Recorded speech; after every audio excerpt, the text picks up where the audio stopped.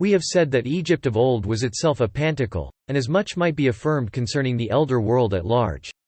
In proportion as the great hierophants were at pains to conceal their absolute science, they sought more and more to extend and multiply its symbols. The triangular pyramids, with their square bases, represented metaphysics grounded on the science of nature, and the symbolical key of this science assumed the gigantic form of that wonderful Sphinx which, in its age-long vigil at the foot of the pyramids, has hollowed for itself so deep a bed in the sand. Those 7 great monuments called the Wonders of the World were sublime commentaries on the pyramids and on the 7 mysterious gates of Thebes. At Rhodes there was the Pantacle of the Sun, in which the god of light and truth was symbolized under a human form clothed with gold. He raised in his right hand the torch of intelligence and in his left held the shaft of activity.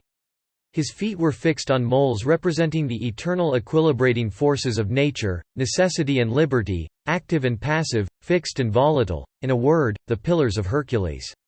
At Ephesus was the Pantacle of the Moon, which was the temple of Diana Panthea, made in the likeness of the universe. It was a dome surmounting a cross, with a square gallery and a circular precinct recalling the shield of Achilles. The tomb of Mausoleus was the Pantacle of the chaste and conjugal Venus. In form it was after the manner of a lingam, having a square elevation and a circular precinct. In the middle place of the square rose a truncated pyramid, on which was a chariot with 4 horses, harnessed so as to form a cross. The pyramids were the Pantacle of Hermes or of Mercury. The Olympian Jupiter was the Pantacle of that god. The walls of Babylon and the citadel of Semiramis were Pantacles of Mars. In fine, the Temple of Solomon, that universal and absolute Pantacle destined to replace the others, was for the Gentile world the terrible Pantacle of Saturn. The philosophical septenary of initiation, according to the mind of the ancients, may be summarized as 3 absolute principles, reducible to a single principle, and 4 elementary forms, which are one form only, the whole constituting an unity composed of form and idea. The 3 principles are as follows. 1. Being is being. In philosophy this signifies the identity of the idea and that which is, or truth. In religion it is the first principle, the Father. 2. Being is real. This means in philosophy the identity of knowledge and of that which is, or reality. In religion it is the logos of Plato, the demiurgos, the Word. 3. Being is logical. In philosophy this signifies the identity of reason and reality. In religion it is providence, or the divine action by which the good is realized.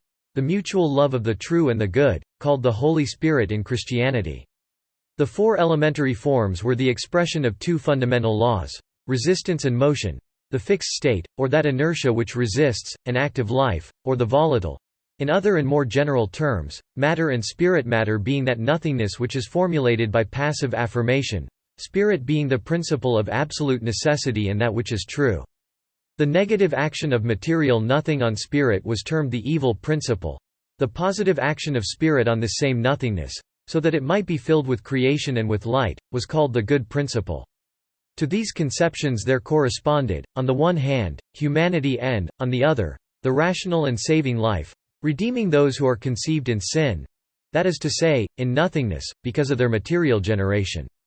Such was the doctrine of secret initiation, such the admirable synthesis that the spirit of Christianity came to vivify, enlightening by its splendor, establishing divinely by its dogma and realizing by its sacraments. Under the veil which was intended to preserve it, this synthesis has vanished. It is destined to be recovered by man in all its primitive beauty and all its maternal fecundity.